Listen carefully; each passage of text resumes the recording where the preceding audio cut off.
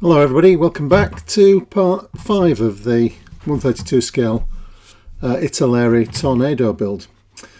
In this video I want to concentrate on finishing off the last bits and pieces of the airframe, and that principally means finishing the intakes, the spine and the fin, and at that point I'll have the model ready for some painting, so hopefully we'll be able to do that before the end of the video. I'm going to start off with the fin, which needs a little bit of modification for the GR4. So that's where we'll start this week. So these are the two halves of the fin, and you can see from the size of it why the Tornado gets one of its nicknames. But these parts, as I've said before in the Italeri kit, some of them are very generic to cover German, Italian variants, and this is a case in point where we need to do some modifications to make this accurate for the aircraft that we're building, a GR4, a late GR4, and we need to start off by cutting a pair of slots for a blade antenna that goes on either side, and also removing this moulding here, which actually is identified in part in the Italeri instructions. It just tells you to cut the back end off, but actually we need to remove the whole of the fairing to get it accurate. So the slots are marked on the inside of the moulding, so I'm just going to chain drill this.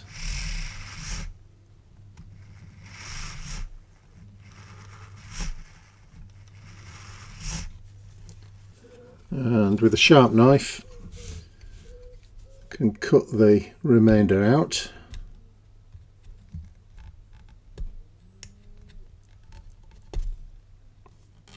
So just adjust that slot until you get a nice fit of the antenna part.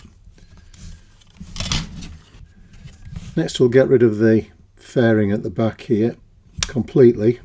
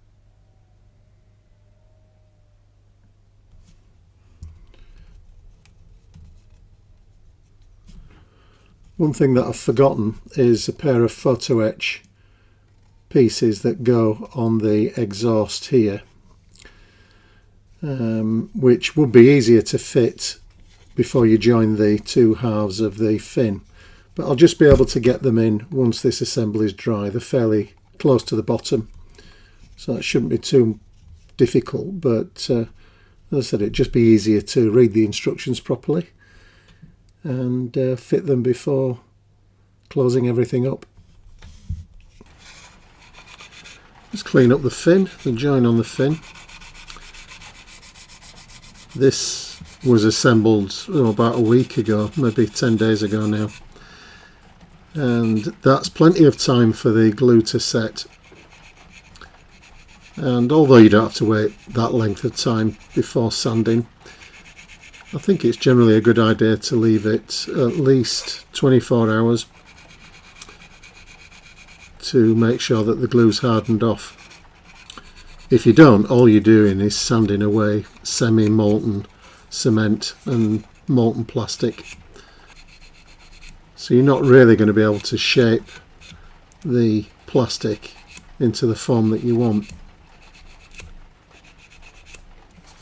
Trailing edges like this are notorious, I think, for showing seams after you think you've cleaned them up. So it's worth just spending a little bit of extra time just to make sure that you've got rid of any gaps. This is Mr. Surfacer 500, which I used to do the last bits of filling and to smooth everything in.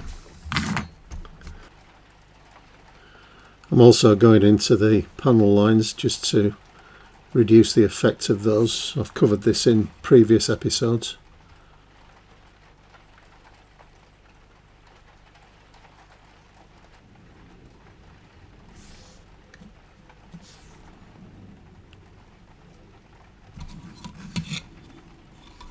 Okay, that's all good. We'll leave the Mr. Surfacer to dry now, then we'll remove the excess. Just looking to get a good fit of these spine parts. And one thing you can do just to improve the look of this part when it's fitted is to make sure that this line here is absolutely straight, because it is a natural panel line that we want to preserve. And what I've got on my build is just a little bit of glue from joining the fuselage at this point, and that's just interfering with the line of the panel line. So with a file, I'm just straightening that edge up.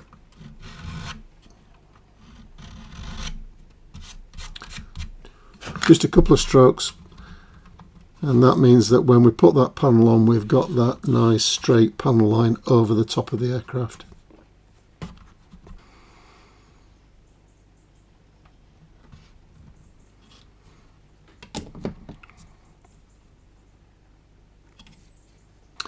This part, which is the main spine element, I suppose, needs to be drilled out with the aerial fit that's applicable to the version that you're doing. Mine has these twin blade aerials here. Just get our fin back to make sure that that's going to go in.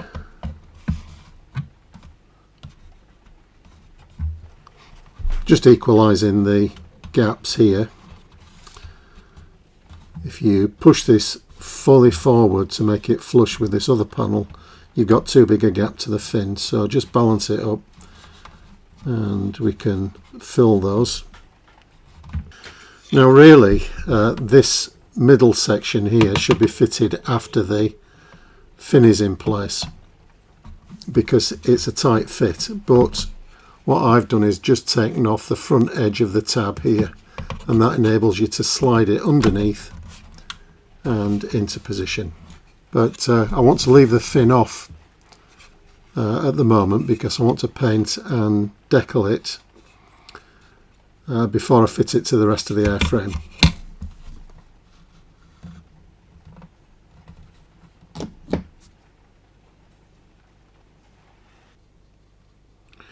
This is a bit of a pain having to do this with all the panel lines, but I keep on looking at the model and thinking that as it comes, you do need to do something about the depth of the Italeri mouldings. Okay, so I'll move on now and finish the intakes off. Obviously the forward end is missing here, so I've got the parts all prepared. So I just need to work out the painting that I've got to do, because obviously once the outer part of the intake's assembled, I'm not going to be able to get in to do any more painting on this. So I've done quite a bit of test fitting of these intake parts, And I think that the best way to approach it is to fit this bottom panel first.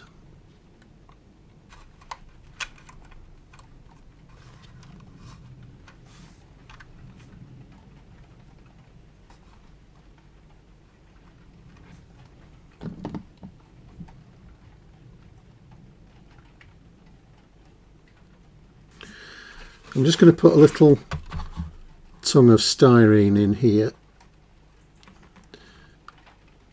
like that, and just prop that plate up nice and flush with this part of the intake here. And the problem here is that if you want the front of the intake flush, which we do, you end up with a gap here at the back, and that little piece of styrene just acts as a shelf for this to sit on, so that we've got a nice flush transition there as well. Can always fill the gap here with some of the Mr. Surfacer. Now these outside sections can go in.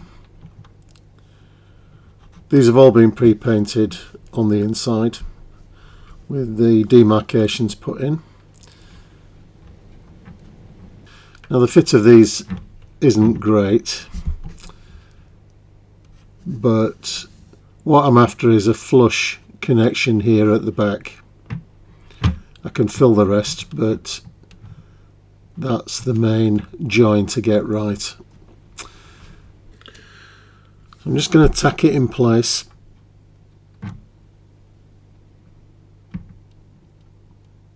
This starboard side's better than the port, but I've found that throughout the kit.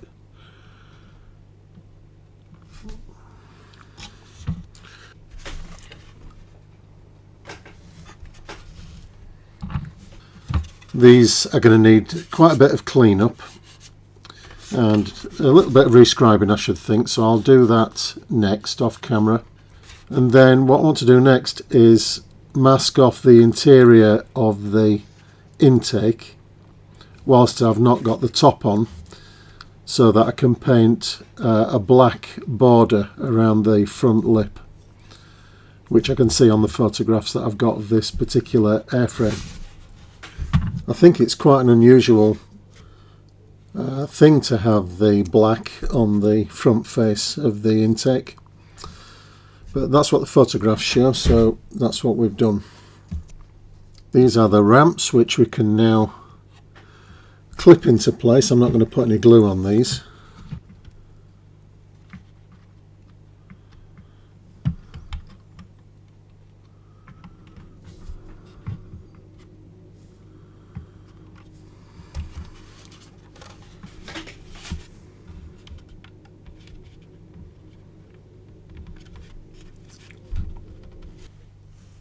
Just scratch building a bit of detail on the inside of the intake, and I'm building this from above. It's actually a kind of a frame with what looks like the actuator for the ramp itself, and you can see it from underneath the intake.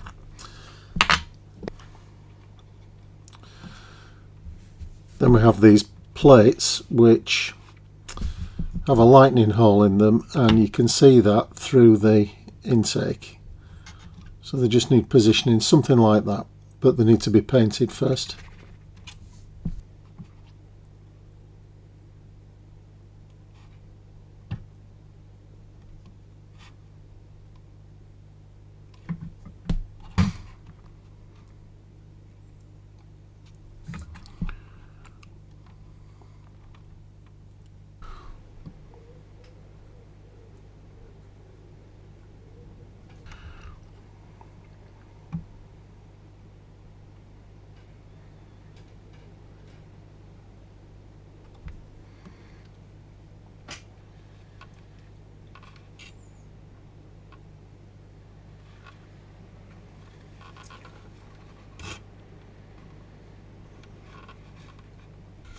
So the top panels here are a reasonable fit. They need a little bit of work to blend them in, but that shouldn't take too much. And we've got the intakes out of the way, and I'm glad. I hate doing intakes on jets. They always take an awful lot of work, at least for me. But in this case, despite the fit issues on this kit, the end result looks pretty good.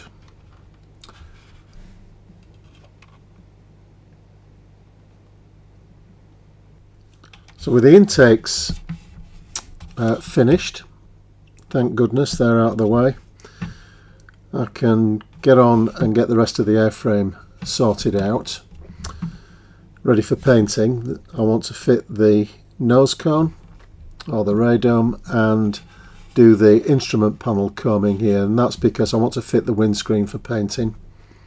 So all the detail under the windscreen's got to be done. But the first job is to get the radome done. Now, Italeri tell us to put 60 grams of weight in the model, which I'm not sure about really. I can't imagine that it's much of a tail sitter. A lot of the weight is forward. I suppose if you fitted the engines, there is a risk that it'll add some weight aft, but otherwise I'm not sure that it's going to be much of a tail sitter. But nevertheless, I'm going to fit the weight, and this is a custom made weight sent to me by my friend Phil, who's helped me a lot on the build. So this just is shaped to fit directly into the radome, to make sure that that's well glued in. I don't want this to come adrift and start rattling around in the model. So I've got plenty of CA in there, bit of activator, and that's not going to go anywhere, I hope. So the way I'll approach this is just to get the cement on and then put the model up on its tail so that the weight bears down on the join. And hopefully when we come back in the morning we'll have a nice secure bond of the radome.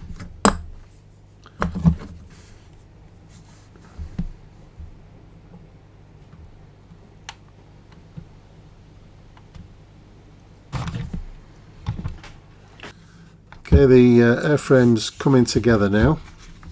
I've masked off the cockpit, as you can see, the undercarriage bays and the intakes. It's a job that I really hate for some reason, masking undercarriage bays, especially where you've got the undercarriage legs in situ like this. But this is a useful method when you've got quite a complicated shape to mask off. I start off by running some masking tape all the way around the border of the bay, and that's with the adhesive facing outwards, so it's stuck to the inside of the bay, if you like. I then get some kitchen cling film, we call it in the UK, and just a strip of that stuck to the exposed adhesive side of the tape that we've just put on. Wrap it round so it's nice and pliable. We can wrap it round the fairly complicated leg here, and then I'll apply another layer of tape all the way around just to make sure that it's sealed up. So basically we've got a surrounding or a border of masking tape with a kind of a bag of the kitchen film wrapped around the bay and sealed off, so hopefully we're not going to get any paint going in there. I've used some foam to block up the intakes, as you can see, and the cling film method again for the cockpit.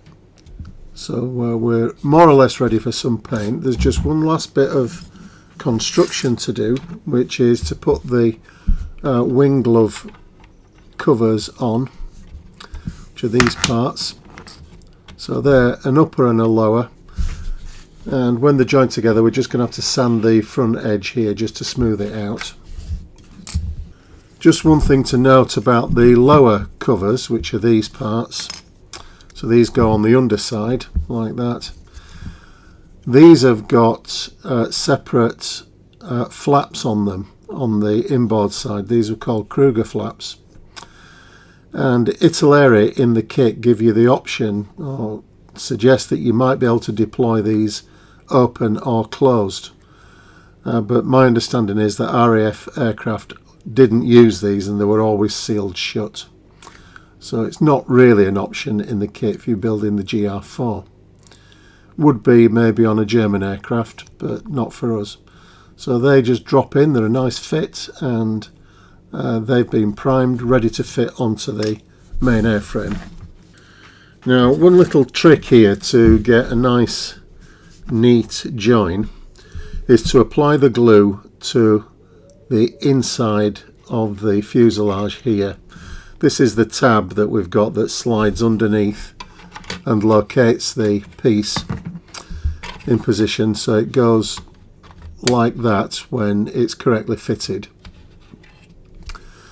The problem is that if we put glue along that surface, along the tab, when it's pushed into position, what will happen is the glue will get pushed out as you slide it in, and you'll get a bead of glue all the way along, and we don't want that. We want a nice clean join with what is in effect a panel line along this edge here.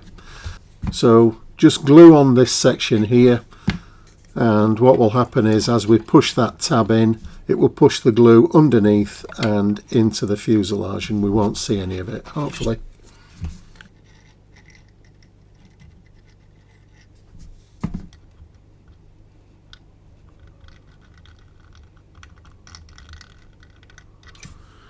Just glue the underside.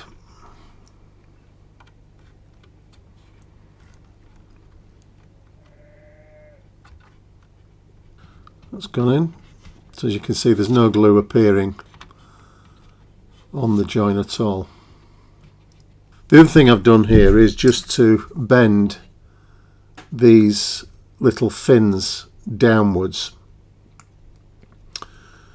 And what that does is just make sure that they sit flush on top of the wing without too much of a gap. It's no good trying to do that once you've got them in position, because you haven't got enough flex downwards, the wing stops it. So get them into position and test fit them, and hopefully you'll get that sort of fairly tight join on the wing. I could do with a bit more.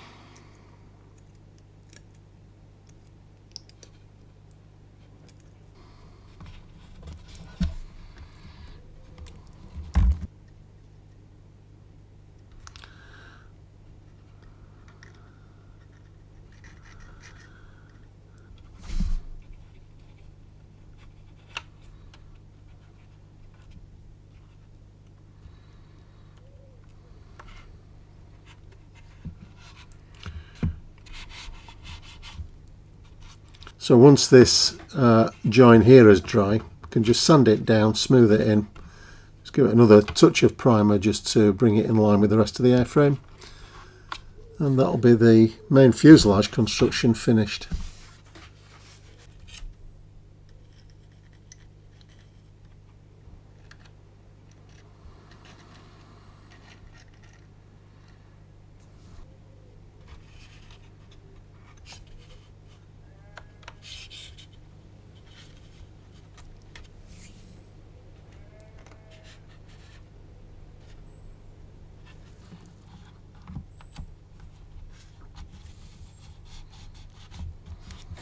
This is the fin of the model.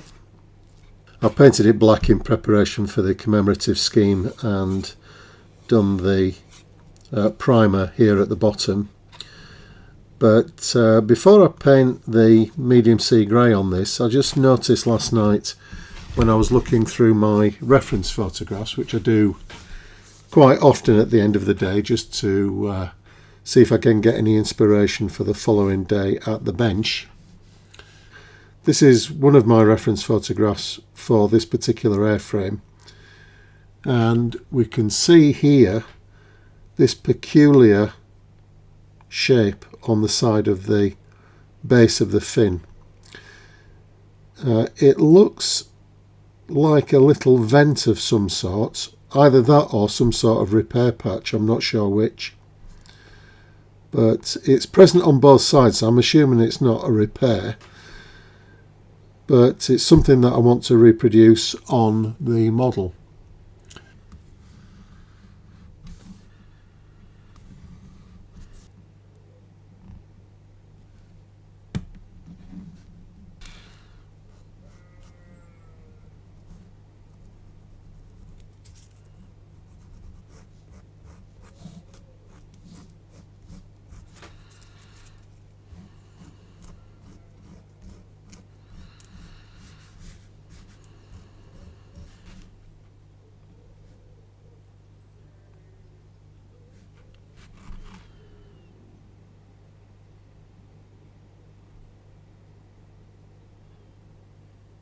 Okay, so just to explain this process a little bit, what I'm doing here is applying some Tamiya black panel liner onto the primer and obviously underneath the top coats.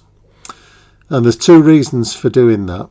The first one is to check all the scribing and riveting work that I've done.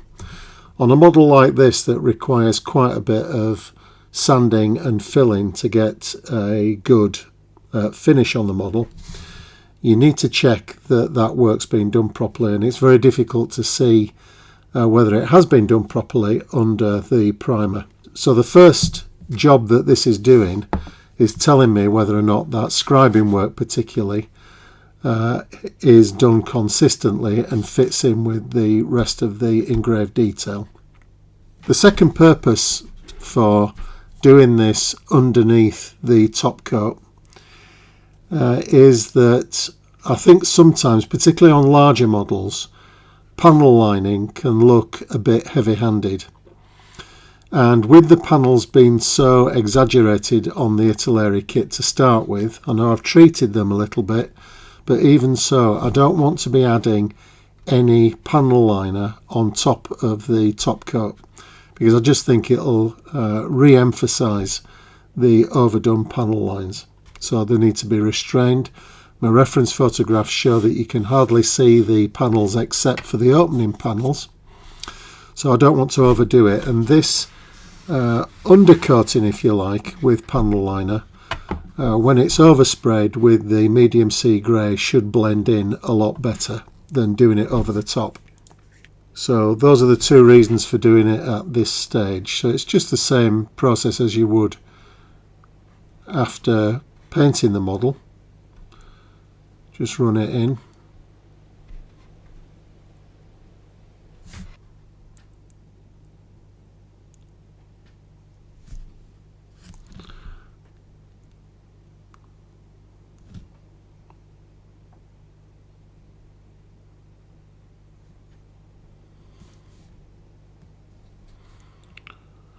So we do this over the entire airframe, and once that's done I'll come back and start to clean the excess up.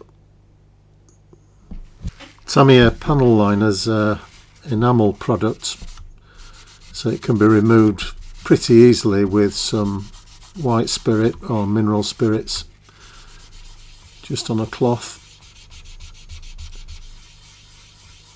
And as soon as you do that, you can start to see where the detail is and how consistent it is.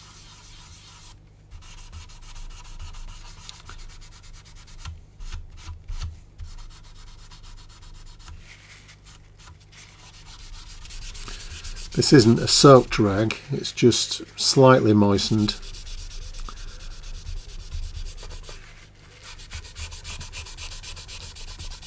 You could use a cotton bud as well, although I don't particularly like using cotton buds prior to painting because they tend to leave fibre deposits on the airframe, and that gets into the paint finish. The other benefit to this step is that it cleans the surface prior to painting. Gets rid of any grease from your fingers that might interfere with the grip of the paint.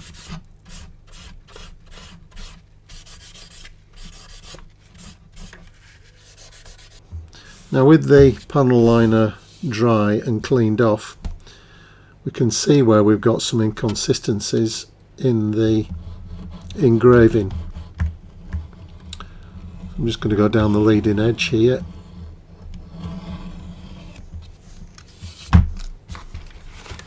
Just an area at the back here where I've missed a scribe altogether.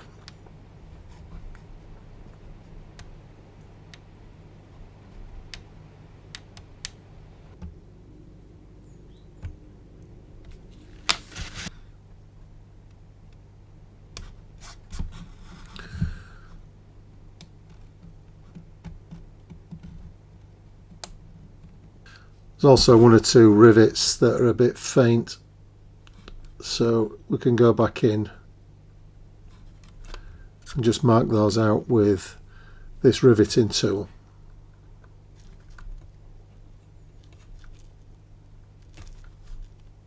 So with all those little fixes done, I'm happy with that now. It's ready for a top coat.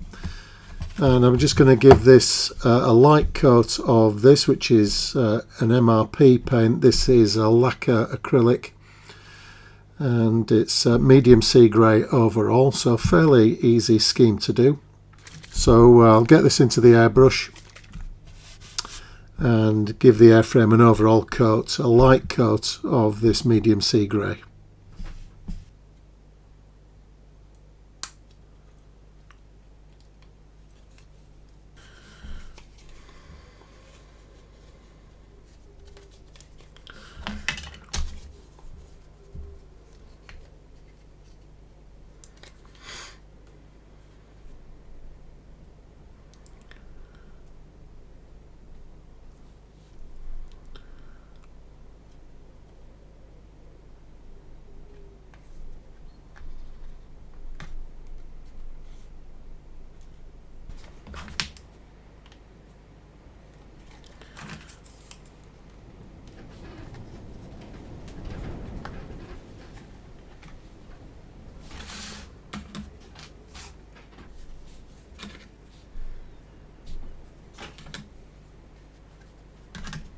Model will have the flaps extended.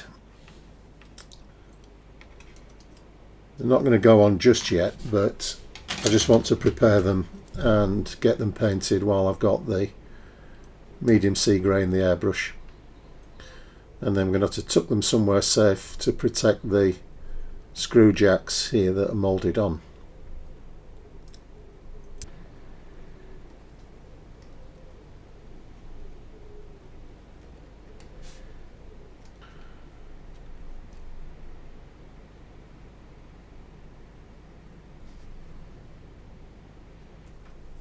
These are going to need quite a bit of work to get them to sit flush.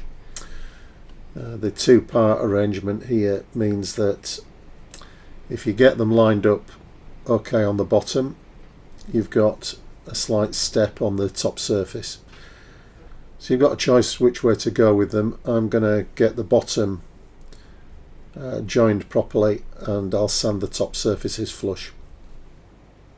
Italeri give us the choice of extended or retracted slats as well. Just assembling the last few bits and pieces that I'm going to need to paint in the grey. Get all the grey painting out of the way. And I can just check when I'm doing that the colour matches across the airframe. What looks a bit odd is if you just concentrate on the main part of the airframe, as far as I've got it at the moment, and you paint it and start weathering it, and then add bits like these pods and sensors, they can look a bit out of place, and it gives the game away that you have added them afterwards. So do them all at the same time and you tend to get a more consistent finish.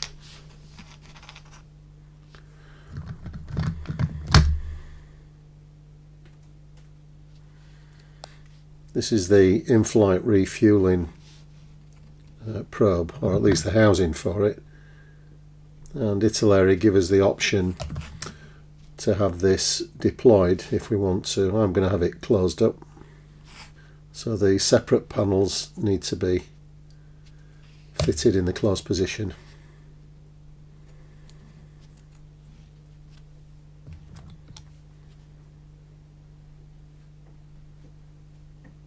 These are going to need a bit of clean-up when they're dry.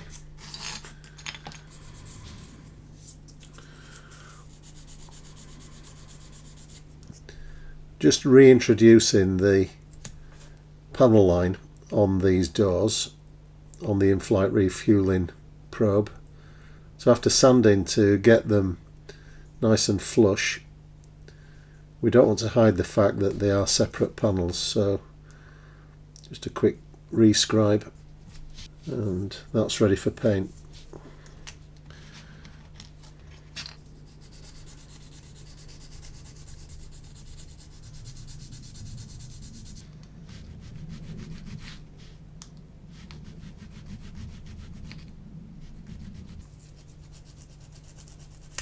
Got some ejector pins on the back of these doors, which are going to have to be filled. They're going to be exposed, so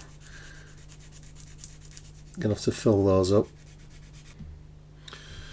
These photo etch parts are the brackets for the landing lights. So these lamps are a little bit unusual in that they've got like a pear shape on them, which is correct. You can see that on the photographs. The odd thing is that that pear shape is facing in a different direction, port and starboard, on this particular aircraft. It's facing downwards on this port side, but it's facing sort of outboard on the starboard side, which is a bit peculiar, but I'm just going to follow the reference photographs as we should, and hope that an IPMS judge doesn't think that's a mistake.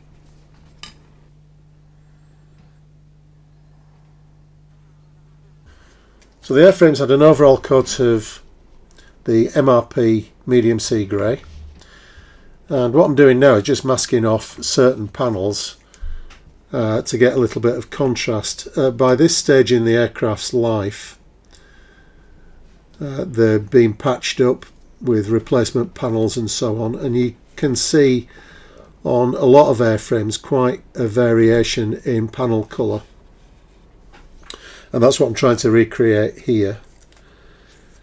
Obviously it's useful to have reference photographs of the particular airframe that you're building if you want to get this absolutely right, and this particular aircraft's well documented. Now the slight difficulty with this step is to get the right balance, because it's very easy to make the model look like a patchwork quilt, and you can overdo it. The hardest thing to get right is the contrast between the various shades of grey that you're applying. Now what I'm doing here, I've used the MRP medium sea grey overall, which is the base colour if you like, and then I'm just going to mask these panels off, which I can see were darker on the reference photographs, and I'll go back in with some AK real colour medium sea grey, which is darker, so we should be able to get that contrast.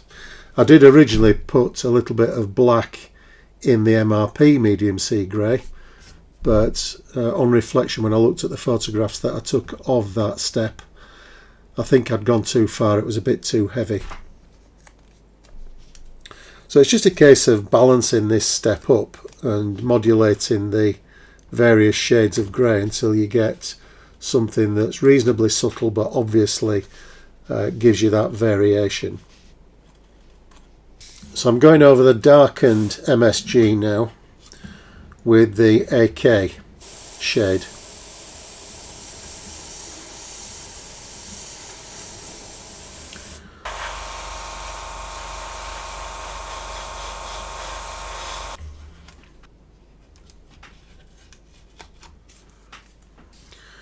That's better, that's a lot more subtle. You could get through quite a bit of masking tape with this step, so I reuse most of it. You're only applying light coats of paint, so it's quite possible to reuse the tape after each step.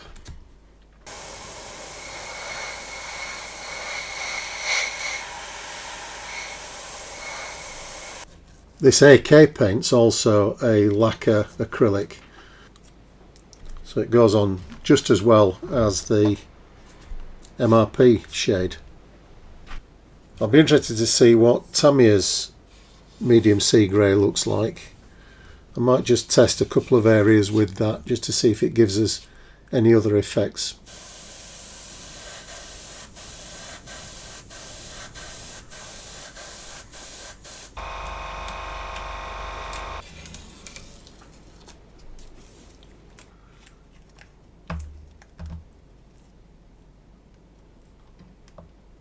This is Tamiya medium sea grey, and this dries the lightest of the three.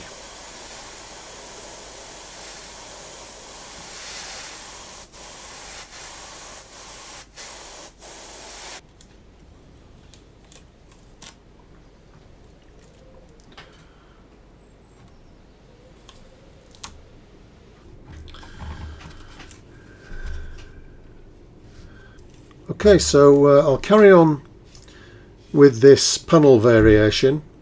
I'll do the underside. There's not too much to see on the sides of the airframe, but I'll pick out one or two panels.